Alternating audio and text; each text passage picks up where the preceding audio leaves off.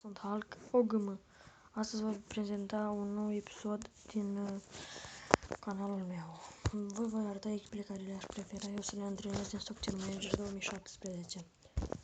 Voi arăta cele mai bune echipe din fiecare ligă. Aș prefera să antrenez echipe mari, ca Barcelona, Real Madrid, Manchester United, Manchester City, Arsenal, Steaua, chiar din Liga 1. De ce nu Viitorul? Chiar și Dinamo, chiar dacă nu sunt mare fan, dar vom vedea ce se va întâmpla în comentarii. Ce echipe veți prefera voi să antrenez. Indiferent, voi antrena orice echipă doriți voi.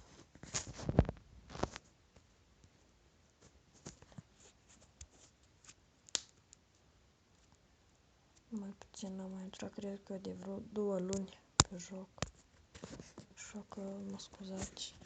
Merge puțin mai greu până și vine, dar din Anglia, Chelsea, foarte bună. Crystal Palace, nu chiar.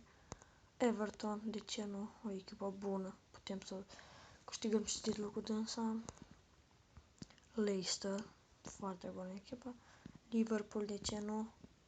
Manchester City, Manchester United, încă o echipă bună. De ce nu și Southampton? Stoke, Sunderland, Swansea, Tottenham, foarte bună echipă. Watford, de ce nu? West Bromwich, nu prea n-aș vrea. West Ham, de ce nu? Așa, din Premier League. Putem antrena și din Liga 2, Norwich City, Nottingham. Atât din Argentina, nu prea aș vrea. Australia, Austria, Belgia, Club Brugge, Eindhoven, Ghent, de ce nu?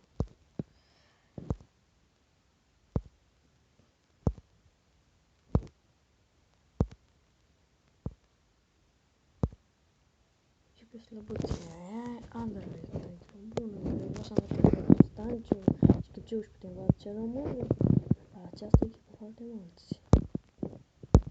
Și cam atât și Standard Liege.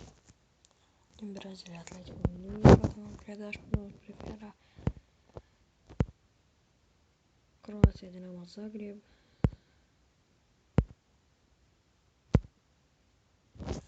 Paris Saint-Germain, putem antrena Toulouse, Monaco și cam atât aș prefera eu. Germania, Bayern München, Borussia Dortmund, Borussia Mönchengladbach,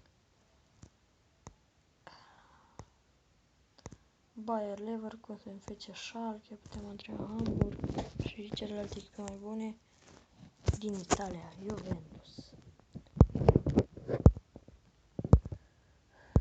Lazio, putem Napoli, bună, Torino, de ce nu, Udinese, AC Milan, da, Fiorentina, AS Roma, cam atât.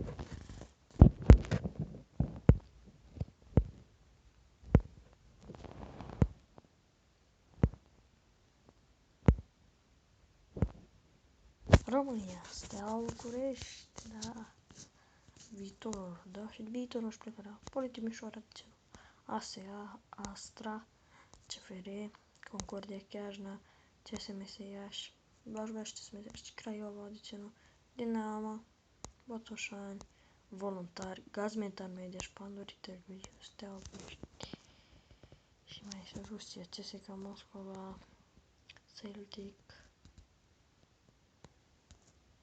și în Spania, Barcelona.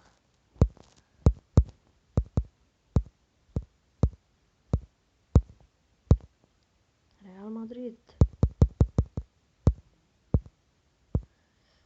Sevilla, da, Valencia, Villarreal, echipe bune, Athletic Bilbao și Athletic Madrid. Și cam atât pentru această prezentare a jocului. Vom ieși și vă voi arăta încă un joc foarte frumos. Se numește Online Soccer Manager. Mă joc de foarte mult timp, am antrenat foarte multe echipe și vreau să vă arăt echipele pe care le antrenez. Astăzi am semnat cu Atletico Madrid și cred că în 2 zile până să Atletico Madrid. Liverpool antreneze, merge foarte bine. Real Madrid, cam nu prea mi-am îndeplinit obiectivul. La CSMS Iași foarte bine până acum și la Atletico Madrid n-am jucat niciun meci. La Liverpool să vă arăt care este obiectivul și pe care loc sunt eu.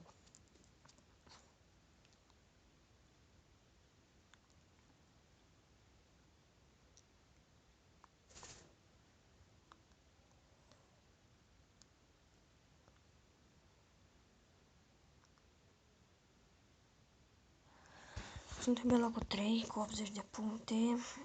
Golaverajul ne desparte de Tottenham Hotspur Spurs. Așa că putem, de ce nu, să sperăm și la un prim loc. Mai sunt 13 meciuri de jucat. Pe locul 4 Stoke City la 10 puncte distanță. Everton pe 5, pe 6 Arsenal. Și să vă arăt și lotul meu de la Liverpool. Lotul valorează 345 milioane de euro. Griezmann, Ronaldo, Roberto, Firmino, Sturridge, Koke, Coutinho, Mane, Hamsik, Müller, Ken, Lallana, Sakho, Klein, Moreno, Matip, Oblak și Neuer. Jean Oblak, tânăr foarte bun, și Manuel Neuer. Acum povestea de la Real Madrid. O echipă excelentă, dar la care eu nu prea merge bine. Sunt pe locul 3 la 5 puncte distanță de Atletico Madrid și la 10 puncte distanță Barcelona. Mai sunt 8 meciuri de jucat. Să vă mai arăt aici Golgate, lista manager. Eu câte puncte ca manager am 1280. Golgate, Ronaldo pe locul 3 cu 19 reușite pase de gol. Îl avem pe Philip Lahm cu 8 puncte și pe Ronaldo cu 7. Contribuitori Ronaldo 26, golul 19. Top evaluări Morata 8.2 și Alaba 8.3 la Barcelona cel mai bun. Serii neînvinse sau câștigate la rând. Noi avem 2 meciuri câștigate la rând și 6 neînvinși la rând. Valoare lot 503 milioane, eu cel mai bun. Valoarea medie la un jucător de 31,5 milioane. Goluri 78 am eu marcate, cam puțintele. Să vă arăt lotul lui Real Madrid. Alvaro Morata, Robert Lewandowski, Angel Di Maria, Ronaldo, Isco, James Rodriguez, Kroos, Modric, Asensio, Varane, Utiba, Lahm, Hector, Alexandru Courtois și Akinfev. Ok, CSMS Iași. Slabă lotul, foarte slab al CSMS Iași, dar mie îmi place unul de CSMS Iași. Să vă arăt, pe locul 2 foarte puține meciuri am jucat, cred că 5, 4.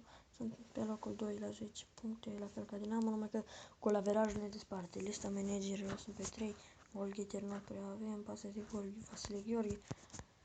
Valoare lot, cam și în ultimii Steaua, Dinamo are cel mai valoros lot la ora actuală. Lotul meu este de 33 milioane. Sola, Leandro, Andrei Cristea, Boiciug, Vasile Gheorghe, Alexandru Cheț, Luca Mitici, Beole, Ciucur, Bădic, Ștefănescu, Sato, Bosoi, Tarsa, Voicu, Țigănașul, Mihalache, Frăsnescu, Chelaru, Eniema, Grahovac și Ionuț Radu, un jucător adus de la Inter. La Atletico Madrid nu prea am ce să vă arăt. Așa că să vă mai arăt încă o dată pagina mea și vreau să am abonați. Cum am spus, aș vrea să am abonați ca să pot posta. Dacă nu, nu prea postez așa de des. Așa că vă abonați, vă rog, măcar un like dacă nu vă abonați.